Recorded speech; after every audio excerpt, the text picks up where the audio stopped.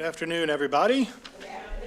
Thank you for being here. My name is Stephen Woolfolk. I'm the Director of Programming for the Kansas City Public Library. And those of you who have been following what we do for a while may realize that we have a long history of counter-programming the Super Bowl with educational or cultural opportunities in Kansas City. This is our first time trying to counter-program Kansas City in the Super Bowl in Kansas City. So I'm happy to see you all here, and I'm happy to see everybody watching at home. Thank you all so very much. If you are interested, promise we'll have you home for kickoff. So before we get started, I want to talk a little bit about what the library has planned for Black History Month in February. We'll hope that you join us back here at the Central Library on February 23rd for Mapping Inequality, presented by Donna Ray Pearson. She'll be discussing how redlining exacerbated and legally entrenched segregation in Kansas City. And her presentation sets the stage for the March 1st opening of a new exhibit, Detoured, the making of the Bruce R. Watkins Drive. And that'll be on display right outside the Missouri Valley Room, outside of this room here. Of course, that just scratches the surface on everything we have planned. I hope you will visit kclibrary.org to see everything else that we have going on. As you can see here, if we just click on Find Out More, that will take you to our master page where you can find, oops, sorry, wait for the microphone.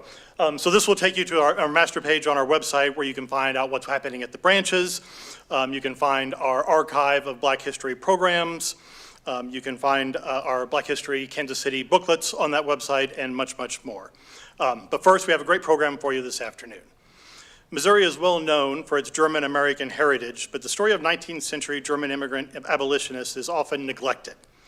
It's a history that is, I think, particularly relevant today, as many of us are attempting to measure our response to injustice that we see in the world and wondering how we would have responded to past injustices. And there are few people better qualified to tell the story. Sydney Norton is an independent scholar, translator, and educator working out of St. Louis. She earned her doctorate in German literature and cultural studies from the University of Minnesota. In her new book, Fighting for a Free Missouri, she shares 10 original essays relating what unfolded when idealistic Germans, many of whom were highly educated and devoted to the ideals of freedom and democracy, left their homeland and settled in a pre-Civil War slave state. If you would like to learn more, the book is available, of course, from the library. Sydney has a couple of copies that she'll be selling this afternoon, or you can order it from the University of Missouri Press. There's a code on here for 30% off. However you do it, I hope you will give it a look. It's an excellent, excellent book. Here to tell us more, please welcome to Kansas City, Sydney Norton. Thanks. Hi, everyone. You hear me okay? Yes. Well, I just want to say thank you so much. Oh, I have a mic here too. I want to thank you so much for coming a few hours before the Super Bowl begins. I was honestly worried that nobody was going to show up. So I'm very pleased, and I hope you like my presentation. So, my research on Missouri German abolitionists dates back to the summer of 2015. Everybody can hear me? Yeah. When I became interested in organizing an exhibition on the topic. My husband and I had taken a weekend trip to Hermann, Missouri, the small town located in the Missouri River Valley that was established by Germans as part of the Philadelphia Settlement Society in 1838. How many have been to Hermann? Oh my. Okay, that's great, that's great. In the gift shop of the Historical Museum, located in the German school that was built in 1871, I began thumbing through a paperback illustrated history of Hermann. There was a lot written about the wineries created by the industrious immigrants, their innovative farming and gardening techniques, and striking photographs of the picturesque town and its historic buildings. I then came upon a brief paragraph about Hermann being a hotbed of anti-slavery activity. and that early German immigrants who settled there had published newspapers that spoke out against slavery. This vocal anti-slavery perspective, while commonplace in the northern states during the 1840s, was quite radical in rural Missouri, as Missouri had come into the Union in 1821 as a slave state, and many of the Anglo-American landowners in the fertile Missouri River Valley owned slaves. And right here, this is from 1862, a view of the slave population of the several counties of Missouri. If you follow the Missouri River line here, oh, let me see, did I do something? Let me see, here we go. Nope, that's not it. Here we go. One little square is 100 enslaved people, and if you have 10 of them, that's 1,000. So you can see in all of Missouri along here, this is the most highly populated number of enslaved people, just right along the Missouri River Runner, which the train I took, to get here. As a Missouri transplant, born in Oklahoma and raised in New York City, I was at the time not well acquainted with Missouri history. But as I began researching the topic, it soon became clear that the activism of anti-slavery German immigrants in Missouri, as well as their courageous service in volunteer Union regiments at the start of the Civil War, was pivotal for both Missouri, a state that was being governed by the closet secessionist Claiborne Jackson, as well as for the country at large. My exhibition, Fighting for a Free Missouri, showed at St. Louis University's Center for Global Citizenship on Lincoln's birthday in 2016, and traveled to Herman's Deutschheim State Historic Site, where it was exhibited in one of the historic German houses. Sociologist and playwright Cecilia Nadal came across the exhibition catalog and was inspired by it. She began conducting her own research on the historical and current relationships between African Americans and Germans, the two largest ethnic groups in Missouri. She organized interdisciplinary symposia in which scholars of African American history and of German American history came together to discuss their relationships and shared histories. And she continues to facilitate group discussions in both rural towns and big cities where Missouri residents, both Black and white, share their stories. And here, this is Miss Cecilia Nadal, and this is a group discussion that she organized in Herman, Missouri.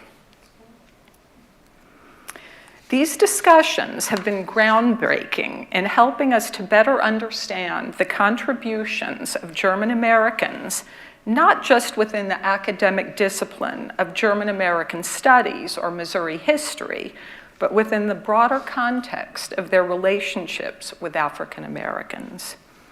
We are learning how the contributions of some Missouri Germans informed the actual material lives of African Americans, both free and enslaved, and how these immigrants have helped to make Missouri a more humane and livable place.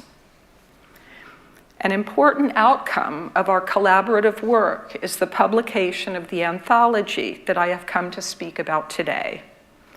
Questions that the book and this presentation explore and attempt to answer are: did Germans work closely with Missouri Blacks toward the common goal of ending slavery, or did they fight valiantly for the cause yet remain separate from the people for whose rights they were fighting? To what extent did anti-slavery Germans stay true to their democratic values in their personal lives? Were the Germans who fought for emancipation of like mind in other questions of social justice? Did they also support African American suffrage, voting rights for women, equal access to education? When examining the German anti-slavery movement in Missouri, it is helpful to know that African Americans have been present in the territory since long before statehood, long before Germans settled in the region, even long before there was a United States. We learn from John Wright, one of the leading scholars of Missouri African American history, who together with his son, who's pictured there on the right, John Wright Jr., contributed an informative piece on Missouri African Americans in this volume, that some of the Black inhabitants, some of the earliest Black inhabitants were enslaved and came to the region with French settlers. The laws concerning French slavery in Missouri were outlined in Code Noir, literally Black Code, and were first issued by King Louis XIV of France in 1685. And this is a 1744 edition of Code Noir. Code Noir stated that enslaved people had a right to own property. They were allowed to work for themselves on feast days and holidays, and the money they earned could be saved and eventually be used to buy their own freedom. The enslaved also had access to courts to settle disputes. A slave's testimony could be admissible in courts as evidence. It was illegal to separate enslaved families through a sale, and a request from an enslaved person to purchase his or her own freedom could not be denied. But soon after the transfer of French territories to the United States in 1803, as Anglo-American anxieties about the possibility of slave revolts increased, much more stringent policies regarding the legal rights of the enslaved and of free Blacks began to take effect, eventually eradicating the protective laws that the people of color from colonial times had counted on. It was during this time that the two waves of German settlers arrived. And just a brief aside, there were some uprisings at the time that really frightened a lot of the Anglo-American slave owners. One of them was the successful slave uprising in Haiti between 1791 and 1804. And there was also a German coast uprising in Louisiana in 1811. That was, there were actually Germans earlier there who were slaveholders, and that one was brutally put down. And so across the country, people were hearing about these uprisings and making the slaveholders anxious. Most of the German abolitionists in Missouri were 48ers, young and idealistic revolutionaries from the German states who fought successfully for freedom from Napoleonic rule when the French occupied the German territories, and later unsuccessfully against the despotism of the German princes. Germany was not a unified country until 1871, but rather a loose confederation of states ruled by local princes. During this time, the great majority of Germans were oppressed on many levels. They could not vote, they could not speak openly about their views on politics or social questions. They paid exorbitant taxes to the princes and got little in return.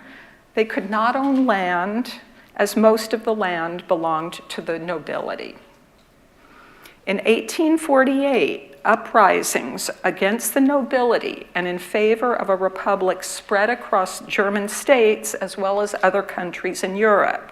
And you see here, there were uprisings in all these major cities, not only in Germany, but France and part of Austria. These rebellions were brutally put down, and the 48ers, as they were called, were either killed, sentenced to life imprisonment, or forced into exile. And here you see, the Germans at this time, many of them hated the French because they had occupied their territory, but they were also deeply influenced by the French Revolution. And so you see the French slogan, liberté, égalité, fraternité ou la mort, or death, liberty, equality, brotherhood or death. And here you see an early flag from the 1848 revolutions, maybe also a little before. They had some revolutionaries before. Freiheit, freedom, Gleichheit, equality, and Bruderlieb, yeah, love of one's brother. Here, this is also interesting. This is an uprising of the 48ers, and if any of you know the German flag, I was not aware of this until I did this research, but the colors of the modern German flag after the Third Reich, it's the 48ers flag. The black is on top, that symbolizes, being enslaved. The red is the blood that you shed to fight against slavery. And the gold, it looks like yellow there, it's supposed to be gold. The gold is what you get in return for fighting for your freedom. And finally, you have here a caricature, and it's called Sweeping Out the Radicals in 1849. And this is very interesting because you have somebody representing the military on the right, the Catholic Church. A lot of these 48ers were really anti-Catholic because they felt that they were in cahoots, which they were in cahoots with the aristocracy. And then you have some kind of Napoleonic person. They're all using brooms to sweep all of these people out of Europe. They don't want them there. So these men were highly educated and outspoken, and their ideals developed out of a rich tradition of political theory, debate, and activism. Many of them, as well as some of their predecessors who had arrived in Missouri in the 1830s, were most attracted to the United States because it had, against the odds, won the independence against the English, won the War of Independence against the English monarch. They venerated the American Constitution and took it seriously, and many were distraught by the fact that slavery was a legal and accepted practice in Missouri. Two important early figures in Missouri's anti-slavery movement were Carl Straley and his brother-in-law Edvard Mühl, who settled in Herman in 1838 with the Philadelphia Settlement Society. They soon became editors of the Hermanner Wochenblatt, or the Herman Weekly, and wrote frequently against slavery as early as the 1840s. Mühl wrote, "We hold ourselves as free men who did not escape slavery in our old homelands to support it here in America." He also wrote against the 1850 fugitive slave law, the law requiring that all fugitive slaves be returned to their owners, even if they had escaped to a free state.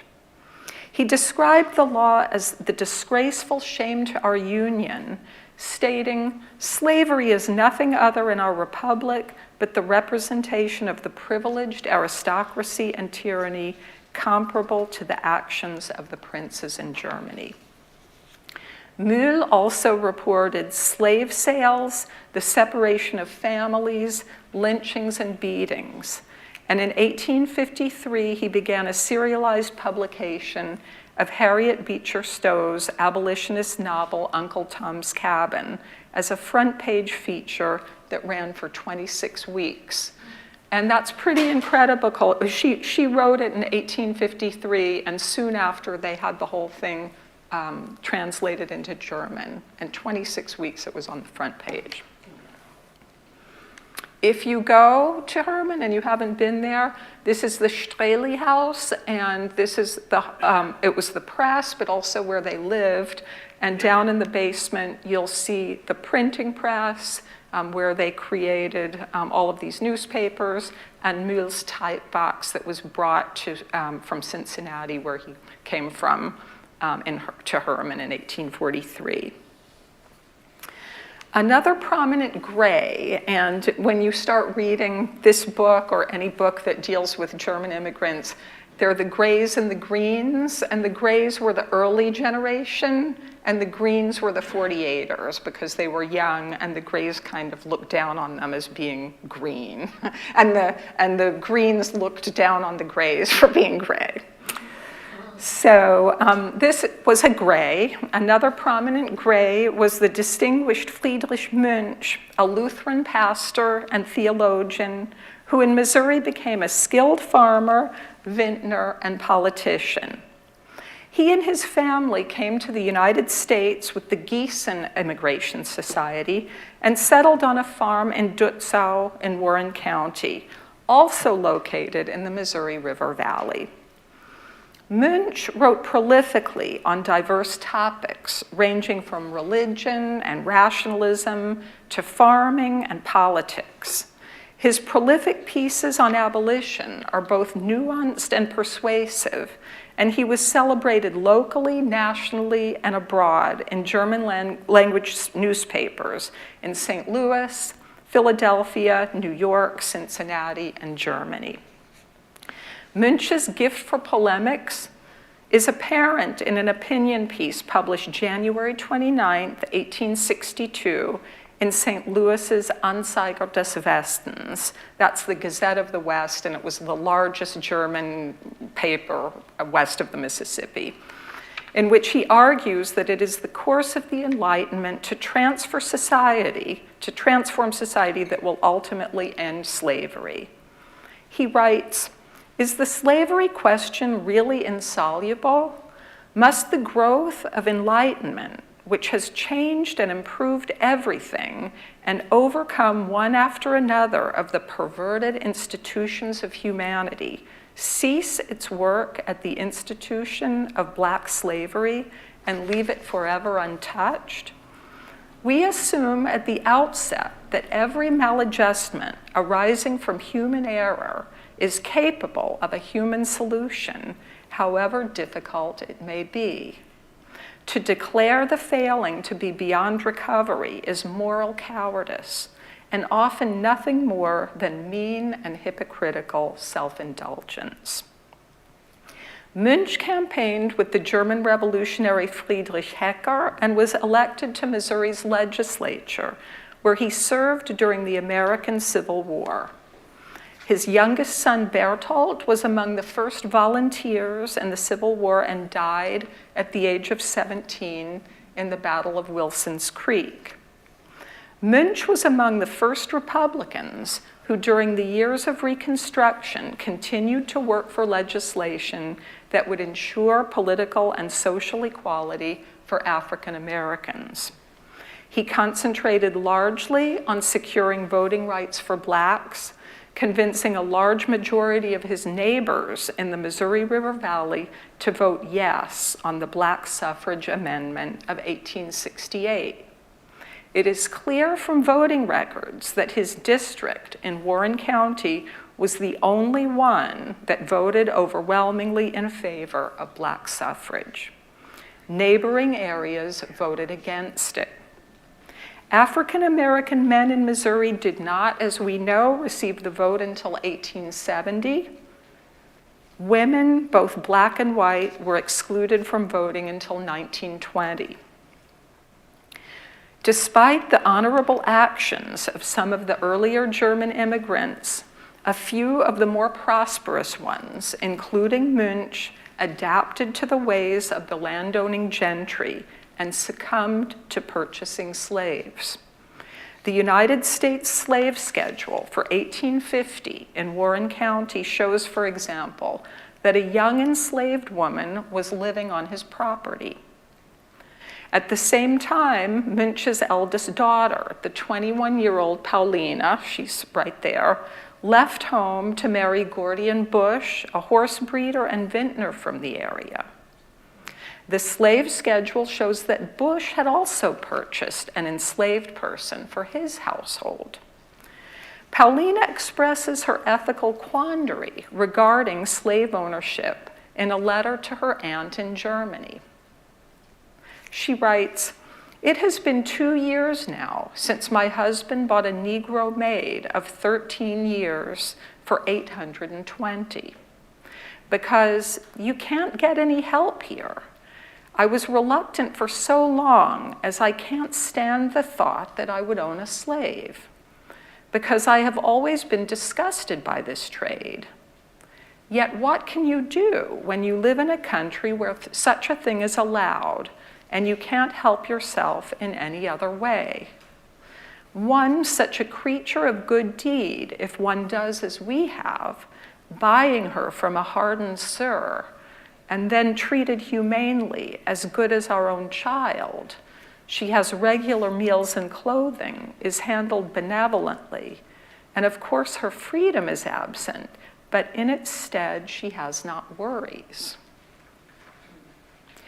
Paulina's words shed light on the ethical predicament of what Missouri Germans who were accustomed to servants in Europe experienced as pioneers in a sparsely inhabited state in which there were few wage laborers available, but ample opportunities to purchase enslaved people. While the choices they made are, from our contemporary perspective, unjustifiable and hypocritical, there is evidence that it was easier for the Greys, this older generation, to adapt to the social mores of the landowning gentry. Noteworthy, however, is that none of the Herman settlers, who also belonged to the earlier wave of immigrants, owned enslaved people. The 48ers, who arrived between 12 and 15 years later, were repelled by slave ownership both in theory and in practice. The prominent revolutionary Friedrich Hecker, for example, rejected the slave state of Missouri altogether as a possible residence, purchasing instead a farm in the neighboring Free State of Illinois. Most of the 48ers, aside from a small number of Latin farmers, can anybody tell me what a Latin farmer is? A Latin farmer, does anyone know? Well, the Italians are on St. James. Well, in this case, these Latin farmers or the Germans who studied theology at the university and were highly educated and they knew Latin. They didn't know anything about farming, but they idealized this notion of farming when they came here, and if they could afford it, purchased a farm, but they didn't really know anything, and a lot of them failed miserably. Some of them were successful, but this term Latin farmer, or they're the ones who idealized farming. Were they Catholic? Some of them were. They were all different. Some of the Catholics were not as highly educated as some of these people, that 48ers are the people I'm talking about here. These were university people, and they were kind of like the way we might, as hippies say, oh, I want to live in this way, in an organic farm. And they were like, we're going to do something different from what our forefathers did. So most of the 48ers, aside from a small number of Latin farmers, settled in St. Louis, as the city possessed greater opportunities for employment and a well-established immigrant social network. At their time of arrival, the city was in a state of monumental flux in terms of both commerce and social relations. It had surged in population due to the vast number of Germans and Irish pouring in, and it had also attracted both northern and southern settlers who were ideologically, if not yet socially, at odds with one another. St. Louis's growing prosperity as a manufacturing port city gave rise to new visions of social progress, and this dynamism is captured in these 19th century drawings of the city. And a lot of these were printed over in Europe, so these people who wanted to move away from Europe would see these and say, oh, this is a great city to come to. But rapid growth and increased cultural diversity gave rise to new anxieties regarding disorder and decay. And St. Louis became a center of antagonism between northern and southern perspectives. For the South, St. Louis became a place to which the eastern centers of colonial slavery could send surplus labor and thereby increase the monetary value of enslaved people. Northerners, on the other hand, were drawn to the idea of territorial and economic expansion. Farmers and artisans, mostly anti-slavery, moved west from New England, New York, and Pennsylvania to take advantage of the economic growth. As a result, the political situation of Missouri, which was a border state, that is a slave state which was also part of the Union, became increasingly inflammatory. Social volatility had shown itself as early as 1836 with a brutal and publicly endorsed lynching of a free boatman of mixed race, Francis McIntosh, and the related killing of the anti-slavery newspaper editor Elijah P. Lovejoy in nearby Alton, Illinois. And this is a print of the showing of them attacking his house and murdering him. 14 years later, the Dred Scott case, in which the enslaved person Dred Scott sued for his freedom, won it, and then lost it in an appeal, made national headlines. All of these political acts and violent episodes outraged opponents of slavery across the country.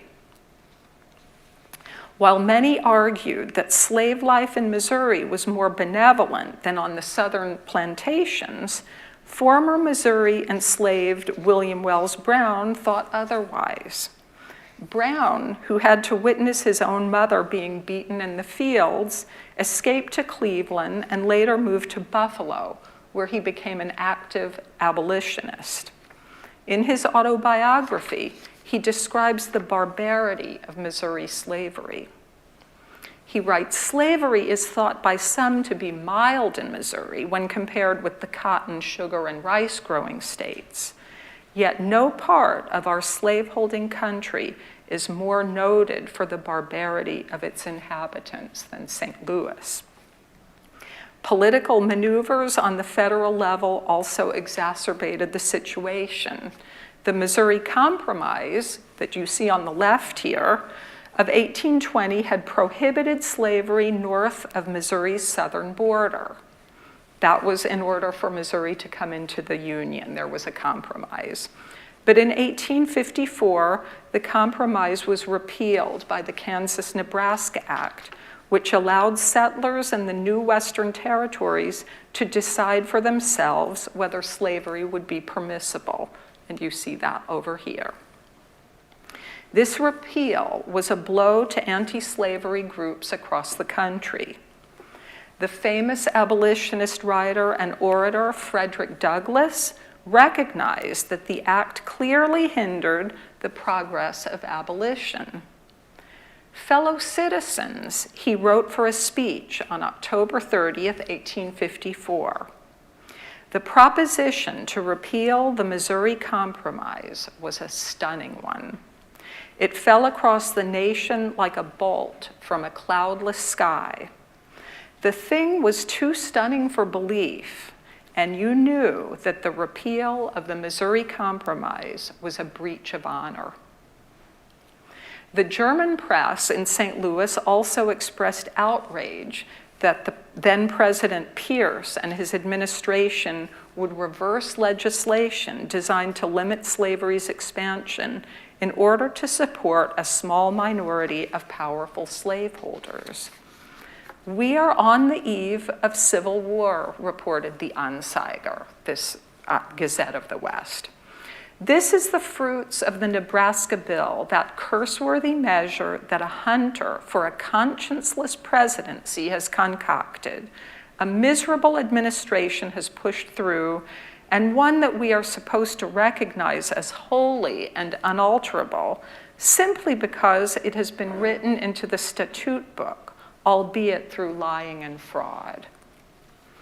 It was amidst this political and social turmoil centered about the question of slavery that the 48ers arrived in St. Louis. Despite the city's growing number of Northern and immigrant voices opposed to slavery, St. Louis was still the largest slave market in the state. Enslaved people were sold on the eastern steps of the city's courthouse. Not far away were the slave pens where the enslaved were shackled and held overnight before transit. This is the notorious Lynch's slave pen, which was down near the courthouse. German immigrants living in the city were witnesses to this, yet they also encountered African Americans in other capacities. Members of both groups worked as laborers at the river ports, and this is a very famous print by John Casper Wilde, View of Front Street. African Americans sometimes rented rooms from Germans and also patronized their shops. And the St. Louis Turner Association, a society of German immigrant gymnasts who were mostly Republican and anti-slavery, rented their downtown hall to African Americans for special meetings and balls. When the drive for black suffrage began in 1864, Central Turner Hall hosted speeches by important civil rights leaders. John Langston, the president of the National Equal Rights League, as well as Frederick Douglass, spoke at Turner Hall. But opinions within the sizable German immigrant anti-slavery camp were diverse. One can get an idea of the variety of political perspectives by examining the contrasting beliefs and actions of the 48er, Henry Bornstein, the prominent publisher of the Anzeiger des Westens. This is a very early picture of him and his very young wife. He married her when she was 15. Okay. He had very different opinions from his son, Augustus Sigismund. Henry Bornstein, the father, was born in Hamburg and raised in Lemberg, Austria. He was a man of many talents, a political activist, author, soldier, actor, and stage manager. He served in the Austrian army and ultimately resigned and became involved in journalism and theater. As a young man in Paris, he made a name for himself in journalism as the publisher of Vorwärts, a culture and political magazine for German-speaking émigrés. After the failed Republican uprisings, he emigrated with his wife and his 2 sons to the US, and after a brief stint as a homeopathic doctor in Highland, Illinois, he was offered the editorship of Anzeiger des Westens. The Anzeiger was at the time a moderate democratic publication, as was the entire population of about 25,000 Germans in St. Louis. And we have to remember, of course, that the Democrats were more like the Republicans today, and the Republicans were more like the Democrats. But as the ideological battles concerning slavery intensified, Bornstein shifted his allegiance to the new anti-slavery Republican Party. He was, in fact, influential in miraculously getting the Republican Party on the ballot in a mostly pro-Southern state. His name appears on the first statewide Republican ballot, right here, 1860, which shows him for running for the superintendent of schools, and the name of a second notable German immigrant, whom I'll talk about at the very end of this presentation. He was a radical Republican. Arnold Krakel appears on the ticket as a candidate for Attorney General. Let's see somewhere. Yeah, there. Bornstein responded with great enthusiasm to President Lincoln's call for Union volunteers at a time when Missouri's secessionist governor, Claiborne Jackson, was secretly colluding with the Confederacy and pushing for Missouri to secede. While Jackson balked at the president's request, Bornstein took action by recruiting thousands of Missouri Germans through his newspaper.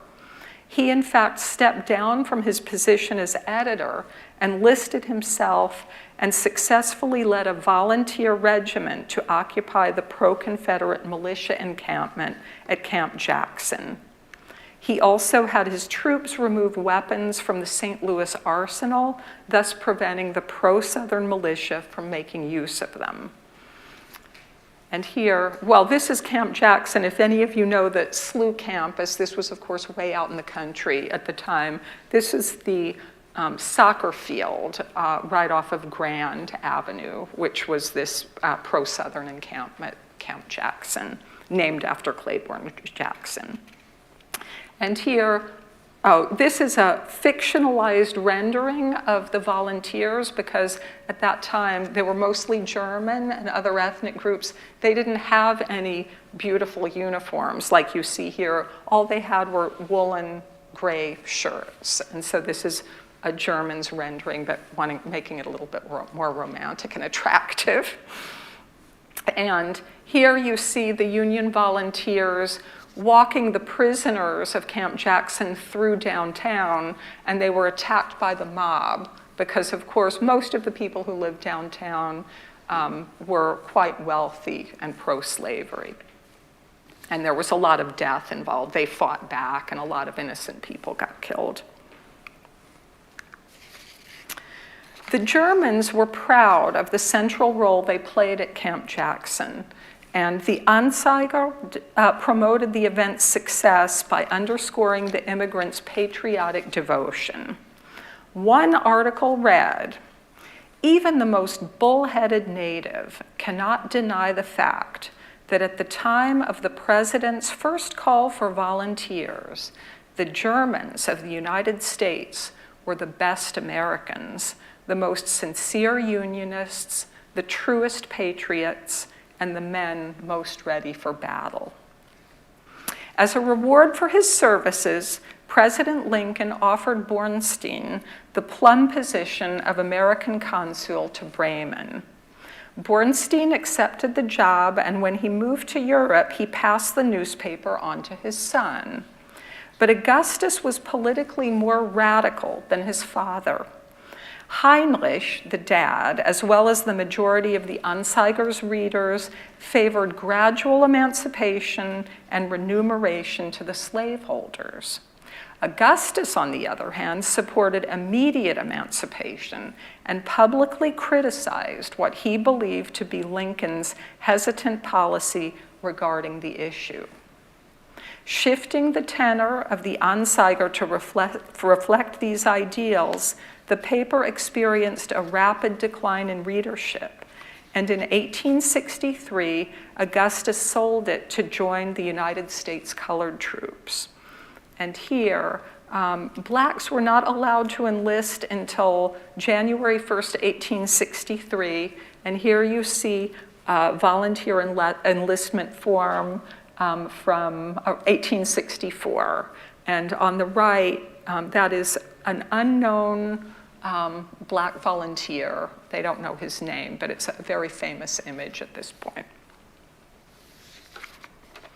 Augustus served as a major in the 4th and 6th Regiments, fighting valiantly alongside his troops in the bloody battles of Chapin's Farm and New Market Heights in Virginia. And this is one of his companies, Company E of the 4th U.S. Colored Infantry. It's very strange. I could never locate a photo of him.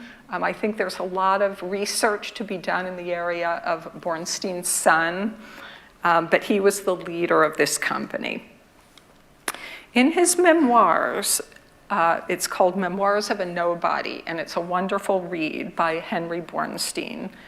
Henry mourns the manner in which his son rashly sold the paper to pursue a military career. Yet Augustus's courage and dedication to his troops is evident in a 4-page letter that he wrote from the front to his wounded superior, Colonel Samuel Duncan. In this letter, the young Bornstein conveys the great respect he had for his troops and profound sadness about the massive casualties in his company. "There are but few of us left," he wrote, "but they deserve the names of veterans, and I will fight hell and the rebels with them." He also describes the valiant actions of one soldier, Christian Abraham Fleetwood, whom he recommends for a Medal of Honor. Fleetwood picked up the national colors. "We lost 200 men, but our honor is untarnished." Closing his letter with the emotional and dramatic flourish yours until death, the young Bornstein conveys his passion for the ideals of freedom and equality. Augustus was one of many German Americans to be commissioned as officers for regiments in the United States colored troops. The well-organized German American community of Missouri supplied 43 USCT officers, second in numbers only to New York. The USCT proved to be a realm in which Germans and African Americans encountered one another and in some cases developed social bonds. Finally, I would like to close with a copy of Missouri's Ordinance of Emancipation, ratified January 11, 1865, 11 months before the ratification of the 13th Amendment of the U.S. Constitution, which emancipated all enslaved people in the United States. And that's really incredible that this happened before it was a slave state and the enslaved people were emancipated here before the slaves in the entire country. The convention at which the ordinance was drawn up was chaired by German immigrant lawyer Arnold Krakel, a radical Republican who, in addition to working for black suffrage, worked with former members of the 62nd United States Colored Infantry of Missouri to help found Lincoln University, the first African-American school dedicated to the education of the formerly enslaved. Here you see the veterans who worked alongside of him, and they gave as much money as they could. You see here a receipt of $10. This was the last living veteran, Logan Bennett, from the 62nd Colored Infantry. Krakel aggressively fundraised for the school and taught law and history at Lincoln for 10 years without pay. He served on the Board of Trustees for 22 years.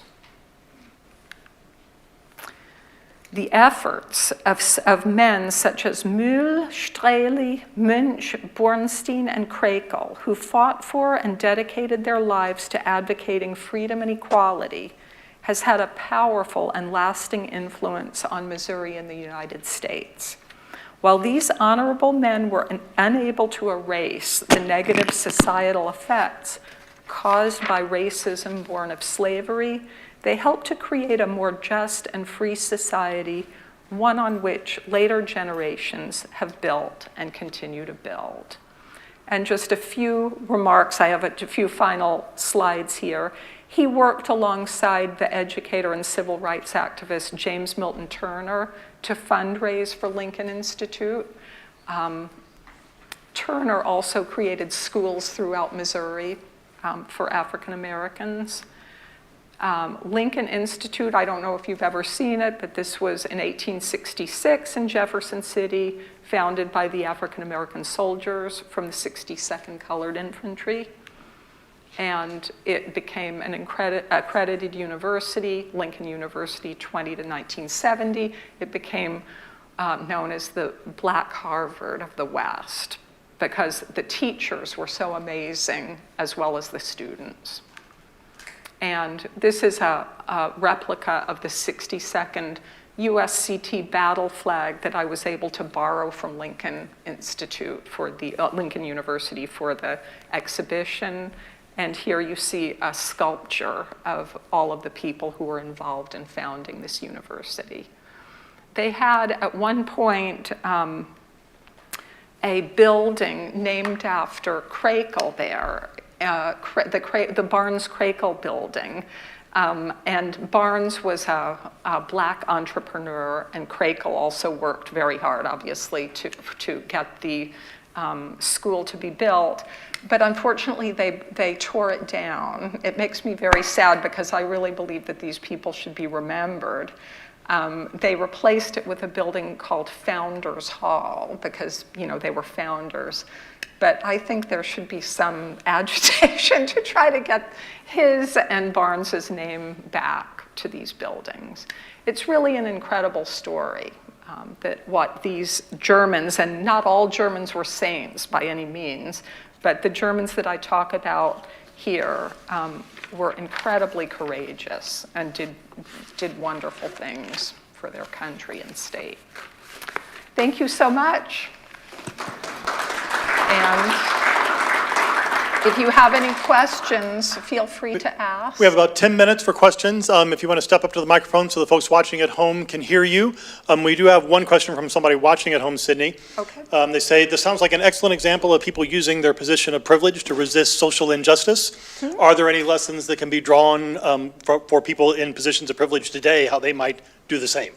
Whew. Well, I mean, if you look at the state of our country right now, and I'm not making, I'm not going to make any divisive statements, but yes, I think anybody who has any type of wealth or influence who can work for social activism or against inequality is, I think that it is in our, we should do it. It's our job, it's our task in life to speak out and to work towards equality and a just life for people. Any other questions or comments? All right, well, thank you all so much for being out here on Super Bowl Sunday. I hope you enjoyed the program, and I hope you enjoy the game. Thank you all for... Thank you very much. And again, if you're interested, you can buy this either from me for a discount. I'm selling them for $35. They're normally $55, or you can order them from the press. Also, there's some handouts out there where you can use a discount code. Or, as Steve mentions, you can borrow it from the library. That works too. So, thanks again.